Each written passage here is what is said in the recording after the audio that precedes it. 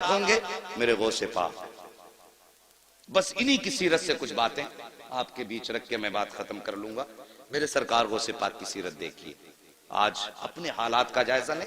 11ویں شریف کا لنگر ہوتا ہے، لڑ جاتے ہیں پلیٹوں کے چکر میں، میری تو نے پلیٹ ہی توڑ ڈالی۔ ہاں، بانٹنے والے کے کپڑے نوچ لیتے ہیں، ارے میں پکا 11ویں والا ہوں بھائی۔ یہ ہماری قوم کا مزاج ہے، حلوہ بنے تو سب سے آگے، زردہ بنے تو سب سے آگے۔ حلوے تو کھائے گا تو سیرت کون سیکھے گا، زردے تو کھائے گا تو سیرت کون سیکھے گا۔ ہاں، میرے سرکار غوث پاک کا کردار دیکھو۔ اللہ اکبر، سرکار غوث پاک کے دور میں گویا تھا جس کی آواز بڑی اچھی تھی، اتنی اچھی آواز تھی کہ لوگ اس کو گانا سننے کے لیے بلایا کرتے تھے۔ وہ گانے گایا کرتا تھا، لیکن اب سنو اللہ والوں کے کام کیا ہوتے ہیں، سننا ذرا غور سے اس بات کو، شاید کہ اتر جائے تیرے دل میں میری بات۔ انہوں نے غوث پاک کے دور میں جب اس نے گانا شروع کیا نا، میرے غوث پاک فرماتے ہیں سن تیری بڑی اچھی آواز ہے، گانے نہ گایا کر، اس سے اللہ ناراض ہوتا ہے، کچھ اور نعت پڑھ لیا کر۔ وہ کہنے لگا یار دیکھو تو عبد القادر کو میری کمائی سے جلن ہوتا ہے، میری شہرت سے جلتے ہیں۔ اللہ اکبر، غوث پاک کو اور چوراہے پہ کھڑے ہو کے برائیاں کرنے لگا۔ آج بھی کچھ لوگ ہوتے ہیں نا، ان سے کہہ دو کہ صاحب یہ کام نہ کرو تو کہتے ہیں نہیں جی تم تو میری برائی مجھ سے جلتے ہو، میری ترقی سے جلتے ہو۔ اللہ اکبر، ایسے ہی اس نے جواب دیا۔ وقت گزرتا گیا، لوگوں میں اس کی بڑی مقبولیت ہوئی، وہ پیسے کما کے لاتا تھا، گھر والے کھانا کھلا دیتے تھے، لاتا تھا کھلا دیتے تھے، لیکن یاد رکھو ہر چیز کی ایک عمر ہوتی ہے۔ اور صاحب کبھی یہ سوچ کے گناہ نہ کیا کرو کہ بڑھاپا آئے گا تو توبہ کر لیں گے، ابھی تو جوانی ہے، ابھی تو دیکھا ہی کیا ہے۔ نہیں جی، عمر کے کسی بھی حصے میں موت آ سکتی ہے۔ قسمت والے ہوتے ہیں جنہیں بڑھاپا ہاتھ آ جاتا ہے۔ اب تو دیکھا کہ سفید بالوں والے بستر پہ لیٹے رہتے ہیں، اور جوان لوگوں کے جنازے گھروں سے ہم نے اٹھتے دیکھے ہیں۔ یار موت کی تیاری کر لو، موت کی تیاری کر لو، اللہ کے بندو موت کو دور نہ جانو۔ موت ہمارا پیچھا کر رہی ہے، ہم موت سے بھاگ رہے ہیں لیکن موت ہمارے پیچھے ہے، ایک دن آ کے ہمیں پکڑ لے گی۔ اللہ اکبر، سرکار غوث پاک فرماتے ہیں سن تو توبہ کر لے۔ اس نے کہا نہیں تم جلتے ہو میری ترقی سے۔ وقت بدلا، گلے میں اب اس کے بڑھاپے کے اثر آئے، آواز دبنے لگی، لوگوں نے اس کو بلانا شروع کر دیا۔ لوگوں نے جب اس کو بلانا شروع کر دی، بند کر دیا، جب آواز ختم ہوئی لوگوں نے بلانا بند کیا، پیسہ ختم ہوا، گھر والوں نے کھانا کھلانا بند کیا۔ کچھ دن تک پیسہ رہا، گھر والے کھلاتے رہے، لیکن جب پیسہ بالکل ختم ہوا گھر والوں نے اس کو کھانا دینا بند کر دیا، اپنوں نے منہ لگانا بند کر دیا۔ جب اپنوں نے منہ لگانا بند کر دیا، پھٹے کپڑے ہو گئے، میلا لباس ہو گیا، کوئی کھلاتا نہیں تھا، مکھیاں بدن پہ بھنکنے لگی، کوئی پاس نہیں بیٹھاتا تھا، جا کے قبرستان میں جا کے بیٹھ گیا، سوچنے لگا ایک دن یہیں پہ آنا ہے، ہو سکتا ہے کوئی مجھے کاندھا نہ دے۔ یہ سوچ کر کے قبرستان جا کر کے بیٹھا، دنیا مخالف ہے، کوئی کاندھا نہیں دے گا، مروں گا تو یہیں رہ جاؤں گا۔ لیکن اللہ اکبر، ایک دن اسی قبرستان کے پاس سے میرے سرکار غوث پاک کا گزر ہو جاتا ہے، اور وہ کریم ابن کریم جو ٹھہرے، وہ سخی ابن سخی جو ٹھہرے، اللہ اکبر، جیسی قبرستان کے پاس سے گزرے وہی لباس اس کا پرانا ہے، مکھیاں اس کے بدن پہ ہیں۔ میرے غوث نے قدم روک دیے، غور سے دیکھا، دیکھنے کے بعد پہچان گئے، یار یہ تو وہی گویا ہے جو چوراہے پہ کھڑے ہو کر میری مخالفت کیا کرتا تھا، جو چوراہے پر کھڑے ہو کر کے میری برائی کیا کرتا تھا۔ آپ گئے، اپنے شاگرد کو بلایا، بلانے کے بعد آپ نے کچھ پیسوں کی تھیلی دی اور اپنے شاگرد کے ہاتھ میں دے کر کے کہا جاؤ قبرستان چلے جاؤ، وہاں پر ایک غریب بیٹھا ہوا ہے، اس کو جا کر کے یہ پیسہ روپیہ جا کر کے دے دو۔ اللہ اکبر، جیسی وہ لے کر کے چلا، غوث پاک فرماتے ہیں نام مت بتانا کس نے دیا ہے ورنہ وہ شرمندہ ہو جائے گا۔ آج اپنی زندگی کا آپ جائزہ لیجئے، اگر زکوٰۃ بانٹتے ہیں تو کیمرے لگا کے بانٹا کرتے ہیں، خیرات تقسیم کرتے ہیں تو کیمرے لگا کے تقسیم کیا کرتے ہیں۔ یار ہم نے کوئی نیکی کی تو اللہ کو دکھانے کے لیے کی یا بندوں کو دکھانے کے لیے کی ہے؟ اگر دنیا کو دکھانے کے لیے کرتے ہو تو یہ نیکی تمہارے منہ پہ مار دی جائے گی، اگر اللہ کو دکھانے کے لیے کر رہے ہو تو پھر کسی کی پرواہ نہ کرو، کوئی دیکھے نہ دیکھے، بس یہ سوچا کرو کہ یا تو خدا دیکھے یا مدینے والا مصطفیٰ دیکھ لے، اور کسی کی غربت کا تماشا نہ اڑایا کرو۔ آج لائنیں لگتی ہیں، رمضان کا مہینہ آئے گا، خیرات بانٹیں گے دولت والے، اعلان کریں گے اس کی طرف سے کمبل بٹ رہے ہیں، وہ غریب جا کے بیٹھ جاتے ہیں، شرم نہیں آتی؟ انتظار کراتے ہو، آگے بڑھو، وقت بہت کم ہے صاحب۔ میں کہتا ہوں کوئی بھی کام کرنا ہو اللہ کی رضا کے لیے کیا کرو، ہمیں مرنا ہے۔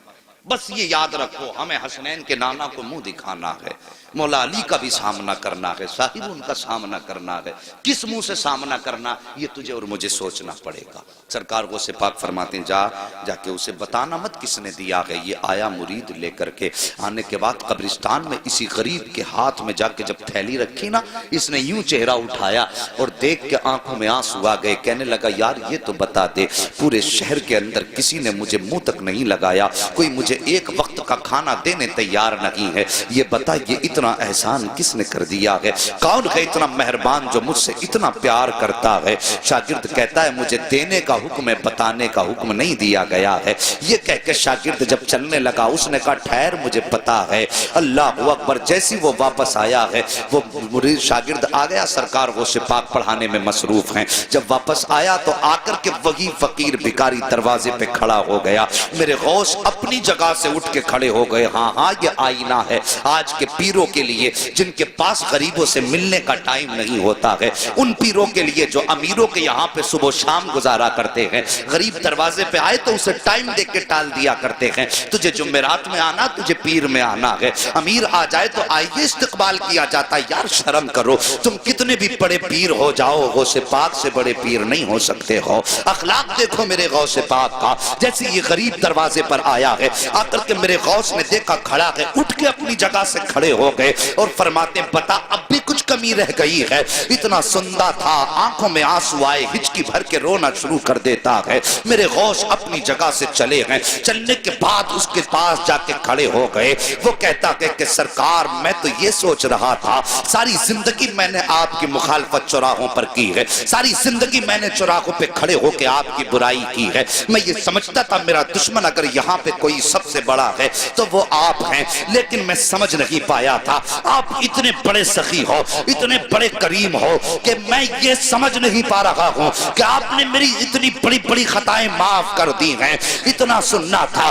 मेरे गौस मुस्कुरा के कहते हैं, बता और भी कुछ चाहिए? उसने कहा, सरकार मुझे याद है एक बार जवानी में मुझसे कहा था कि तौबा कर ले, खुदा राजी हो जाएगा। मैंने आपकी नहीं मानी थी, अब बस इतना बताइए, क्या आज तौबा करूंगा तो क्या मेरे गुनाह माफ हो जाएंगे? मेरे गौस मुस्कुराते हैं और कहते हैं, ला हाथ बढ़ा दे, हाथ में हाथ दे दे, सिर्फ तौबा से गुनाह की माफ नहीं होंगे बल्कि अल्लाह तुझे महबूब भी बना लेगा। उसने इतना सुना है, तड़प के कहता है, सरकार क्या इतना बड़ा करम भी हो सकता है? मेरे गौस कहते हैं, हाथ बढ़ा दे, तौबा करना तेरा काम है और तुझको वली बना देना ये अब्दुल कादिर जिलानी का। नाराए तकबीर, नाराए रिसालत, उलमाए अहले सुन्नत, मसलके आला हजरत, जश्न गौसुल वरा।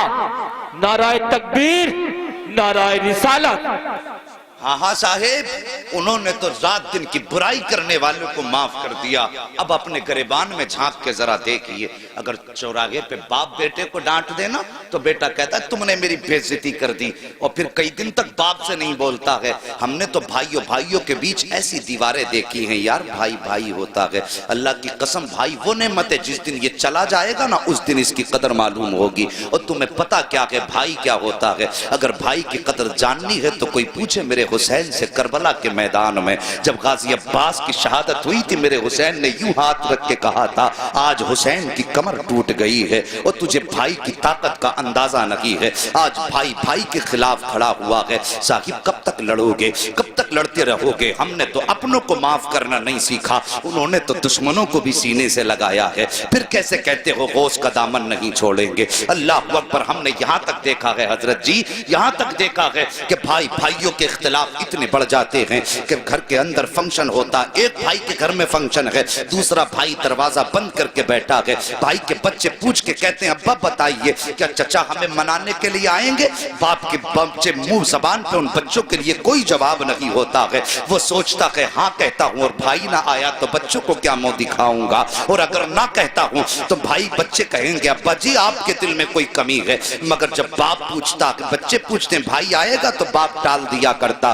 और यार तुम्हारे बच्चे जब खुशियां मनाते हैं, तुम्हारे भाई भाइयों की नाराजगी का नतीजा ये होता है कि تمہارے دروازے پر ایک کتا بھی چوڑے چمار بھی کھا کے چلے جاتے ہیں، اگر تمہارے دروازے پہ نہیں آیا تو اپنا بھائی نہیں آیا ہے۔ تم نے گاؤں کے پردھان کو منانے کے لیے، اپنے گھر لانے کے لیے اپنے پیر کی جوتیاں تک توڑ ڈالی ہیں، اگر نہیں پہنچے ہو تو بھائی کے دروازے تک نہیں پہنچے ہو، ایک بار اس کے دروازے پہ اگر چلے جاتے اور جا کے اتنا کہہ دیتے بھائی مجھ سے غلطی ہو گئی ہے، اللہ کی قسم کھا کے کہتا ہوں جہاں یہ دنیا کے دولت والے تم سے 70 چکر لگواتے ہیں، یہ تیرا اپنا بھائی ہے، ایک بار دروازہ تو کھٹکھٹا کے دیکھ لیتا، اور تو نے کتنی بھی بڑی اس بھائی کے خلاف سازش کی تھی، ایک بار اتنا کہہ دیتا کہ بھائی خطا ہو گئی ہے، پھر اس کی آنکھوں میں دیکھتا ماں کی ممتا بھی نظر آتی، باپ کی شفقتیں بھی دکھائی دیتی، خاندان کی محبتیں بھی دکھائی دیتی، اور خون کا ابال بھی دکھائی دیتا۔ وہ کہتا یار چھوڑ دے، جب تو دروازے پہ آ گیا ہے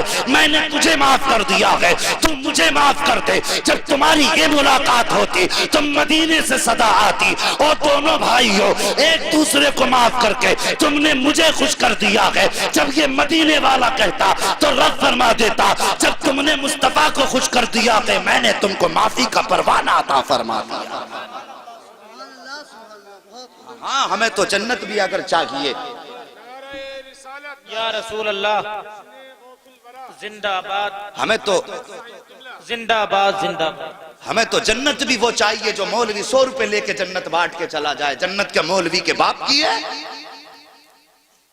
مجھے نہیں آتا یہ کہنا کہ ایک رات جلسہ کرا تو جنتی ہو جاؤ گے۔ ہاں ہاں وہ بات اپنی جگہ صحیح ہے، کوئی ایک نیکی اگر کام آ گئی تو بخشش کے لیے کافی ہو جائے گی، لیکن ٹھیکہ نہیں، گارنٹی نہیں۔ یہ بات یاد رکھنا کہ زندگی میں ایک جلسہ ہو اس میں آ کے سن لی اور پورے سال خرافاتیں کرتے رہے، پھر ایسے جلسوں کا نتیجہ کیا؟ آج آ کے بیٹھے کچھ حاصل کر کے جاؤ۔ میرے غوث نے تو دشمن کو بھی معاف کر دیا، پھر ہم اپنے بھائی کو معاف کرنے کی ہمت کیوں نہیں رکھتے؟ اور سوچو ذرا، دل پہ ہاتھ رکھ کے سوچو، جب میرے نبی کے پتھر مارے نا ظالموں نے تو صحابہ کہتے تھے آقا اب تو پانی سر سے اوپر ہو گیا ہے، اب بد دعا کر ہی دیجئے۔ نبوت والے ہاتھ اٹھے، صحابہ کہتے ہیں ہم سوچنے لگے، ہم آقا کے چہرے پہ نگاہیں جم گئیں، آج نبی بد دعا کریں گے وہ کفر ہمیشہ کے لیے ختم ہو جائے۔ صحابہ فرماتے ہم نے دیکھا نبوت والے وہ ہونٹ ہلے جن کے بارے میں میرے امام نے مسکرا کے کہا پتلی پتلی گلے قدس کی پتیاں، ان لبوں کی نزاکت پہ لاکھوں سلام۔ صحابہ فرماتے ہیں جب وہ ہونٹ کھلے نا ہم حیرت میں رہ گئے، نبی نے بد دعا نہیں کی بلکہ جملہ نکلا اللہ یہ مجھے پہچانتے نہیں تو ان کو میری پہچان عطا فرما دے۔ اللہ اکبر، یہ دیکھو یہ نبی ہیں، ہم نے اس نبی کا کلمہ پڑھا ہے جس نے دشمن کو سینے سے لگایا، اور پھر ہم کس کھیت کی مولی ہیں؟ میرے نبی نے یہی تو دین دیا تھا، معاف کرنے والا بدلہ لینے والے سے زیادہ طاقتور ہوتا ہے۔ اگر تم سے کسی کا دل ٹوٹا ہے تو یار اپنی انا مٹی میں ملا دو، بس صرف مصطفیٰ کی رضا کے لیے۔ میں کچھ نہیں کہتا تم سے، صرف مصطفیٰ کی رضا کے لیے۔ اور صبح کو جا کے دروازہ کھٹکھٹا دو، اگر وہ یہ بھی کہے ذلیل تجھے شرم نہیں آئی، اتنا بے غیرت پھر بھی چلایا دروازے پہ، تو منہ نہ بگاڑنا، مسکرا کے کہنا یار میں تیرے لیے نہیں آیا، میں تو مدینے والے مصطفیٰ کے لیے آیا۔ اتنا کہہ کے اپنی انا مٹی میں ملا دو۔ حضرت علی فرماتے ہیں اگر کسی بڑے کا ادب کرنے میں یا انکساری میں کسی کی عزت کم ہو جائے تو حضرت علی فرماتے ہیں وہ قیامت میں میرا دامن پکڑ لے۔ جھکنے والوں کو اللہ عزتیں کم نہیں کرتا بلکہ جھکنے والوں کو اللہ عزتیں زیادہ عطا فرماتا ہے۔ بات سمجھ رہے ہیں میری؟ ہم میں تو دیواریں بڑی اونچی اونچی ہو گئی۔ ایک بھیا اگر بن گیا نا کوئی ادھیکاری اور دوسرا بیچارہ ٹھیلا لگا کے بچے پالتا ہے تو ان کے بیچ بڑا فرق ہو گیا۔ وہ سوچ یار تجھے اللہ نے اگر ادھیکاری بنا دیا، تیری 60,000 یا 90,000 تنخواہ ہے، تو سوچ وہی خدا اگر چاہتا تو تجھے ٹھیلے پہ لگا دیتا، اور جسے ٹھیلے پہ لگایا اسے اس پوسٹ پہ بیٹھا دیتا۔ پھر بتا تیرا کیا ہے اس میں؟ اللہ نے زندگی دی ہے، اگر امیر بھی ہو نا تو غریبوں کو نبھا کے چلو۔ میرے غوث پاک رضی اللہ تعالیٰ عنہ حج کے سفر کے لیے روانہ ہوئے، شور ہو گیا پورے بغداد میں، سرکار غوث پاک حج کے لیے جا رہے ہیں. آپ دیکھیے حضور حسن میاں آئے, خبر ہو جائے حسن میاں آ رہے ہیں, کتنی بھیڑ لگ جاتی ہے کہ نہیں لگتی کہ نہیں لگتی؟ بہت بھیڑ لگتی. اور پھر اگر پتہ چل جائے تاج الشریعہ آ رہے ہیں, پھر تو میدان چھوٹے پڑ جاتے. سوچو اگر تاج الشریعہ کا یہ عالم ہے اور جب لوگوں کو پتہ چل جائے کہ بغداد والے غوث حج کے لیے جا رہے ہیں, پھر کیا عالم ہوگا؟ بھیڑ لگنے لگی. اللہ اکبر. سبق حاصل کرو زندگی سے. بھیڑ لگنے لگی, بہت بڑا قافلہ ہو گیا. جب چلنے لگا تو ظاہر ہے پہلے کوئی ہوائی جہاز تو تھے نہیں, نہ بسیں تھی. وہ چوپایوں والی سواریوں پہ لوگ سفر کیا کرتے تھے, یہی تھا نا, سفر کرتے تھے. جب سفر کرتے تھے پیدل تو پھر راستے میں پڑاؤ بھی پڑنا یہ بھی ضروری تھا, ٹھہرنا آرام کرنا. تو کچھ بستیاں راستے میں پڑتی تھی. وہاں لوگوں کو پتہ چلا غوث پاک ادھر سے گزرنے والے ہیں, تو پتہ چلا یہیں قیام کریں گے. امیروں نے اپنے اپنے گھر سجا دیے, انتظام کر دیا غوث پاک میرے گھر ٹھہریں گے. لیکن ایک غریب تھا, وہ سوچنے لگا, تمنا تھی کاش میرے پاس دولت ہوتی, میں اپنے گھر بیٹھاتا غوث پاک کو, میں اپنے گھر بیٹھاتا اگر میرے پاس دولت ہوتی. لیکن اب میں اپنے گھر نہیں لاؤں گا, کیوں؟ میں ان کے لائق نہیں, بس ان کا دیدار ہو جائے یہی بہت بڑی بات. لیکن یہ کہتا میں بیٹھا تھا, اچانک میرے دروازے پہ شور ہوا, وہ یار دروازہ تو کھول. کہا میں نے جیسی کھول کے دیکھا سامنے میری چوکھٹ پہ غوث الاعظم مسکرا رہے تھے. بڑے بڑے امیر کھڑے ہیں لیکن میرے غوث نے غریب کے دروازے پہ دستک دی. وہ کہتا میرے گھر میں کچھ بیٹیاں تھیں اور جن کی میں شادی کرنا چاہتا تھا, انتظام نہیں تھا, اور مجھے ڈر یہ تھا غوث پاک کو ٹھہراؤں گا تو ان کے ساتھ لوگ بھی ہوں گے, ان کے کھانے کا بھی انتظام ہوگا. کہتا غوث پاک آئے, میرے گھر میں ٹھہرے. فرماتے ہیں پورا انتظام غوث پاک نے فرمایا کھانے کا ہے. آج نذرانے لینے کا تو رواج پیروں میں نظر آ رہا ہے, لیکن دینے والا پیر نظر. سوچو, خود سوچو, اگر میں غلط ہوں کہہ دو کھڑے ہو کے. دینے والا پیر. نذرانوں کا ایک تصور تھا پیروں کی بارگاہ میں کہ امیروں سے لیتے تھے, غریبوں کو دیتے تھے, اس لیے امیر جا کے دیتے تھے حضرت یہ نذرانہ. اب تو بھائی غریب بھی آ کے کہتا نا حضرت 50,000 کم پڑ رہے ہیں بیٹی کی شادی میں, دعا فرما دیں, تو پہلے 100 روپے دعا کے لیے لے لیتا وہ اس سے. پہلے 50,000 تھے, اب وہ رہ گئے 49,950 غریب تھے. 50 اور گھٹ ہو جاتے, کم ہو جاتے ہیں. مگر میرے غوث پاک اللہ اکبر قربان جائیں, ایسے دستگیر زمانے میں کوئی نظر آتا ہی نہیں. تیری نسل پاک میں ہے بچہ بچہ نور کا, تو ہے عین نور تیرا. سبحان اللہ. سب کو نعت یاد ہے, اللہ سلامت رکھے. توجہ ہے. کہتا ہے میرے غوث پاک میرے گھر پہ ٹھہرے, انتظام کیا کھانے کا. اور پھر وہ کہتا ہے لوگ آئے نا, نذرانہ دینے لگے حضرت, نذرانہ دینے لگے. کہنے لگا انتظام سارا غوث پاک کا تھا, لیکن میری بستی میں میرا چرچا ہو گیا, لو اس نے غوث پاک کے سارے ساتھیوں کے کھانے کا انتظام کیا. کہنے لگا دیکھو کام ان کا تھا, نام میرا ہو گیا. اللہ اکبر. کہتا ہے جب سارے لوگ کھا چکے, رات گزاری, صبح چلنے لگے, میرے غوث نے مجھے بلایا اور بلا کے فرمایا ذرا قریب آ, اور سینے سے لگا کے کان میں کہنے لگے بیٹیاں جوان ہیں, انتظام نہیں ہے شادی کا. بس اتنا کہا تھا, غوث پاک پہ جتنا بھی نذرانہ مریدوں نے دیا تھا وہ سب اٹھا کے میری گود میں ڈالا اور فرمایا جا جا بچیوں کا انتظام فرما دے. وہ کہتا ہے بظاہر تو تھوڑا تھا, لیکن اللہ نے اتنی برکتیں دی کہ میری بچیوں کی بھی شادی ہو گئی اور نسلوں کے گزارے بھی ہونے لگے. اللہ اکبر. کون دیتا ہے دینے کو منہ چاہیے, دینے والا ہے سچا. ہمارا نبی غریبوں سے پیار کرو, یہ میرے نبی کا فرمان ہے, اور یہ میرے غوث کی زندگی کا. ایک بات آخری نبی کی بیان کر کے بات ختم کر لوں, ابھی برداشت کریں گے تھوڑے سے. اللہ سلامت رکھ کے سارے بول دو یا رسول اللہ. ہے جی اتنی کنجوسی سے نہیں, اب نبی کے صدقے میں ہاتھ ملے تو اٹھائی دیجئے. میں نے اب تک کسی سے سبحان اللہ کہلوایا, تھکایا آپ کو, بس چاہتا تھا ذہن منتشر نہ ہو, دل میں بات اترے. لیکن اب ذرا بیداری دکھائیے اور بولیے یا رسول اللہ. اللہ سلامت رکھے. بس توجہ کیجئے, میرے نبی نے غریب پروری کیسی فرمائی. توجہ کرنا, بس 10 منٹ رہ گئے. خیریت ہیں پیچھے والے لوگ؟ ٹھنڈی ہوا تو نہیں لگ رہی ہے؟ کوئی بات نہیں, یہاں ٹھنڈی برداشت کر لو, قیامت میں گرمی سے غوث پاک بچا لیں گے. انشاءاللہ. توجہ ہے میرے نبی. اللہ اکبر. اتنا غریب پرور قربان جاؤں. ہمیں تو دولت پہ بو ہے, گھمنڈ ہے دولت کا. کیا کرنا ہے یار, آج آنکھیں کھلی ہیں تو سب ہمارا ہے, جس دن بند ہو گئی سب پر آیا ہے.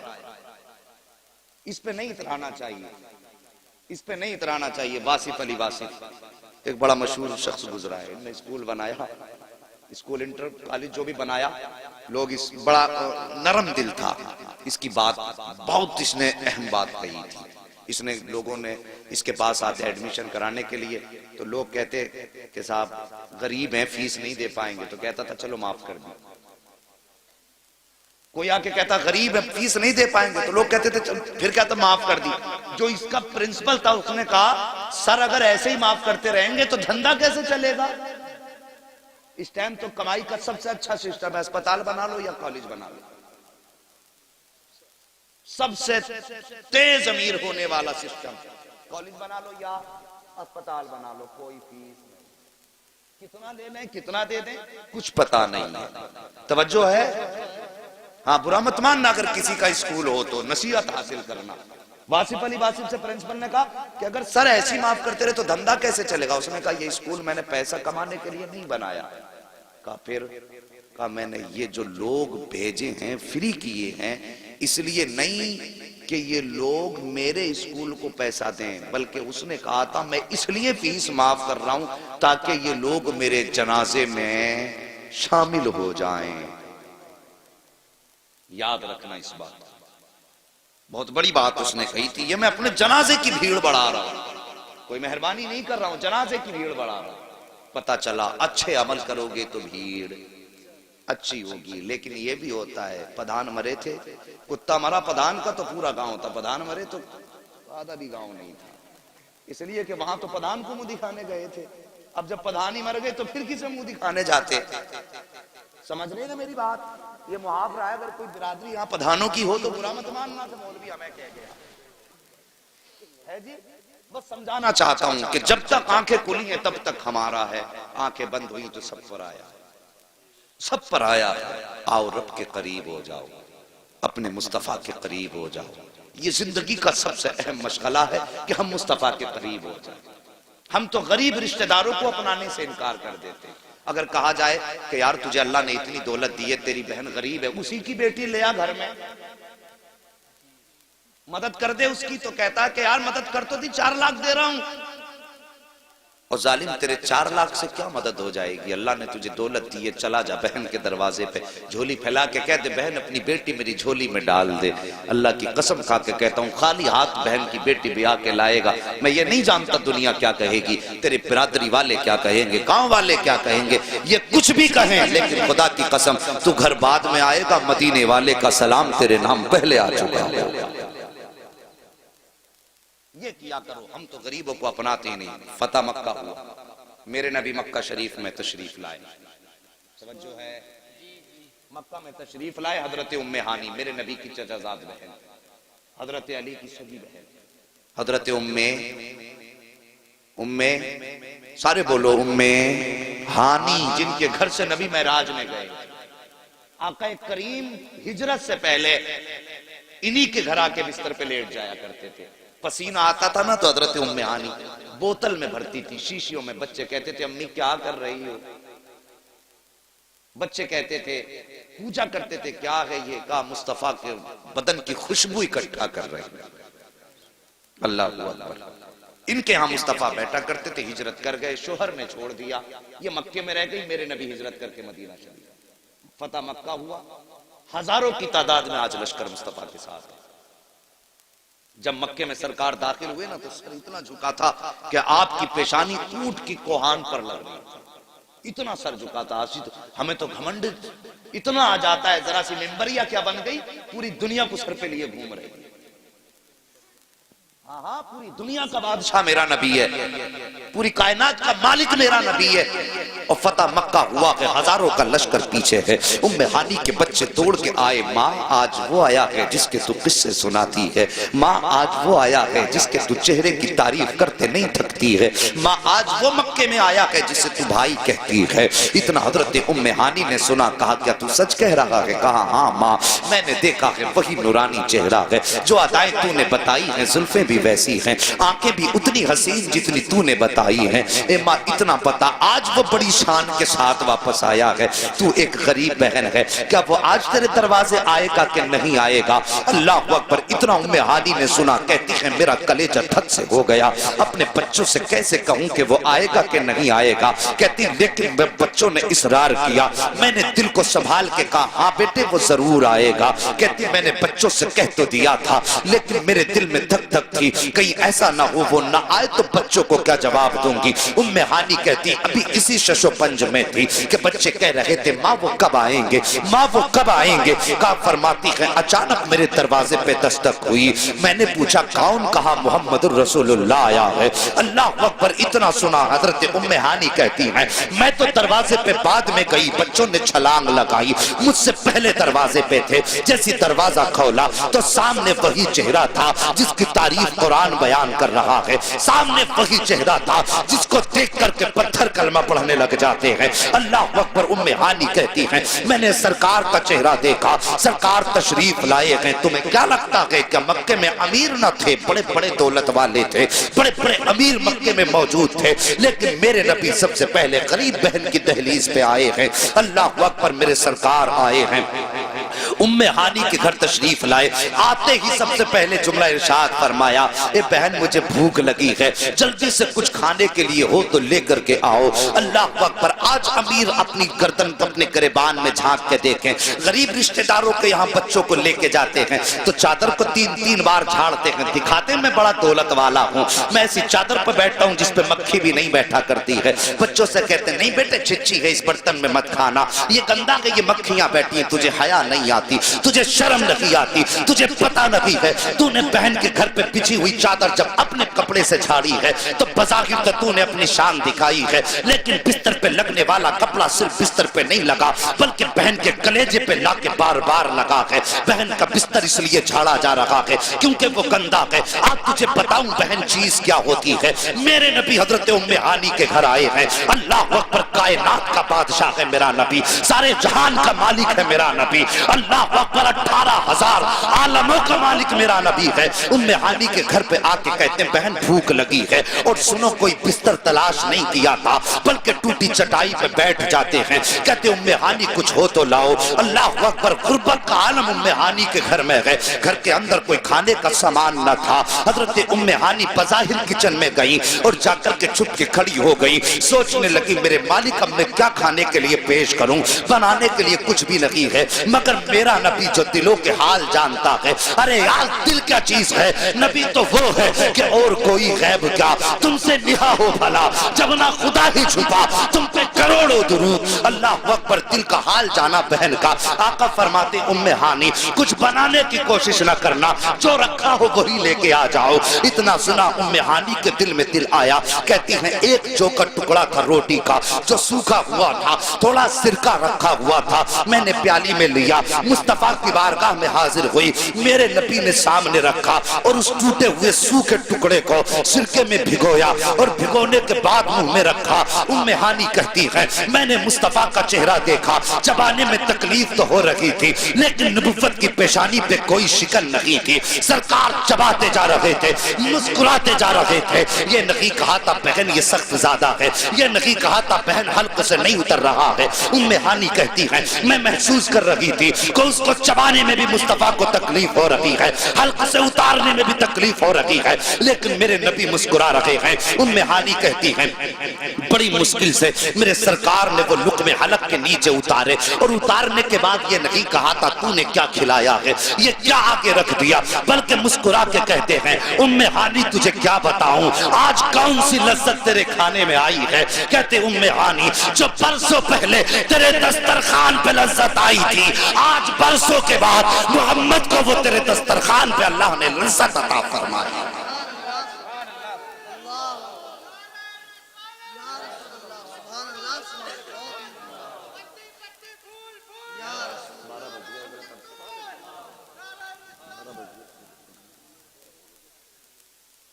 او لوگو میرے نبی اللہ اکبر غوث پاک کی محفل میں بیٹھے ہو تو آج میرے غوث کی طرف سے یہ تحفہ سمجھ کے لے جاؤ، جب تک جئیں گے اپنے غریب رشتہ داروں کو نبھاتے رہیں گے۔ بولو انشاءاللہ۔ اپنے بھائیوں سے جو ناراضیاں ہیں انہیں ختم کریں گے، اپنی انا بھول کے مصطفیٰ کی رضا کے لیے انہیں معاف کریں گے۔ کریں گے انشاءاللہ؟ سارے بولو انشاءاللہ۔ اگر اتنا کر لیا تو میں سمجھوں گا میرا آنا قبول، تمہارا برانا قبول ہے، ورنہ کچھ بھی نہیں، ثواب تو ذکر کا مل ہی جائے گا۔ بس صاحب اپنوں کو سینے سے لگاؤ، اپنوں کو قریب لاؤ، اور پیروں کے لیے میں نظریہ فکر دیتا ہوں۔ میرے غوث غریب کے چوکھٹ پہ ٹھہرے، میرے نبی سب سے پہلے غریب بہن کے دروازے پر آئے۔ اگر وقت ہوتا تو اور بھی ایک آدھ مثال ایسی رکھتا۔ اللہ اکبر۔ مگر میں یہ سمجھتا ہوں کھانا اتنا کھانا چاہیے جتنا ہضم ہو جائے، بہت زیادہ کھانے سے پیٹ خراب ہو جاتا ہے۔ کسی نے کہا تھا طوفان نوح لانے سے آخر کیا فائدہ، ایک اشک ہی بہت ہے اگر کچھ اثر کرے۔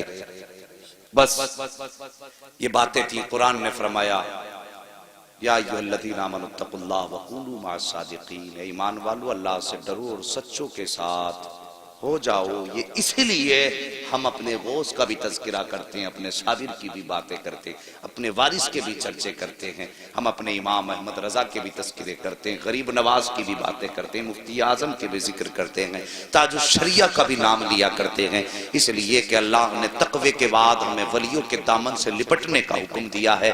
یہ اس لیے کہ جب شیطان کو دوزخ جنت سے نکالا گیا تو اس نے کہا تھا میں انہیں بھٹکاؤں گا، میرے رب نے فرمایا جا تجھے میں نے پوری طاقت دی، لگا لے طاقت۔ اللہ اکبر۔ جب اسے پاور دی تو اللہ نے ہمیں پاورفل شخصیتیں عطا فرمائی ہیں، وہ پاورفل شخصیتیں اللہ کے ولی ہیں۔ تم تقوی اختیار کرو، اللہ والوں کے دامن سے وابستہ ہو جاؤ، تقوی اختیار کرو گے، عمل سلامت رہے گا، ولیوں سے نپٹو گے جا کر کے تو ایمان سلامت رہ جائے گا۔ ٹھیک ہے جی؟ اللہ تعالیٰ میرے بولنے میں آمدن صابن جو خطائیں لغزشیں ہوئی ہوں، مولا کریم اپنے حبیب کے صدقے میں میری خطاؤں کو معاف فرمائے۔ اور سارے لوگ کلمہ شریف پڑھ لیجئے، لا الہ۔ دیکھیں اب ایمانداری سے زور سے پڑھ لو، اب کنجوسی نہیں کیجیے، ہے جی؟ تو جو نہیں بولا وہ اب بول جائے، اگر اب بھی نہیں بولا تو پھر مجھے اب جانے کے بعد بھی تکلیف ہوگی کہ یار کلمہ بھی اتنا آہستہ پڑھ رہے تھے جیسے مسجد میں تیجا ہو رہا تھا۔ پڑھیے، ذرا لگنا چاہیے سونے والوں کو کہ وہاں مجمع تھا۔ اتنی زور سے کلمہ پڑھو، لا الہ الا اللہ محمد رسول اللہ۔ بچوں ہوئے اغلاط ان کو معاف فرمائے رب کائنات۔ زندگی نے دیا ساتھ تو پھر ہوگی ملاقات، چمن رہا تو پھول کھلیں گے، زندگی رہی تو پھر ملیں گے، مسافر ہیں ہم بھی مسافر ہو تم بھی، کسی موڑ پر پھر ملاقات ہوگی۔ فقیران آئے صدا کر چلے، صدا خوش رہو یہ دعا کر چلے۔ یہ خلیر کمیٹی زندہ باد، پائندہ باد۔ اللہ تعالیٰ ان بچوں کو آنے والے دور میں عظیم الشان کانفرنس کرنے کی توفیق عطا فرمائے، اور پوری امت مسلمہ کو ان کے شانے سے شانہ ملا کر چلنے کی توفیق عطا فرمائے۔ آپ جلد سے خوب کرائیے، لیکن مولوی کو بلا کے بس یہ کہنا کہ یار ہم نے فضیلتیں بہت سن لی، وہ باتیں بتا جا جو ہمارے اندر کمیاں ہوں، ہمیں ہمارا آئینہ دکھا جا، تاکہ آپ کے جلسے کا بھی کچھ فائدہ ہو جائے۔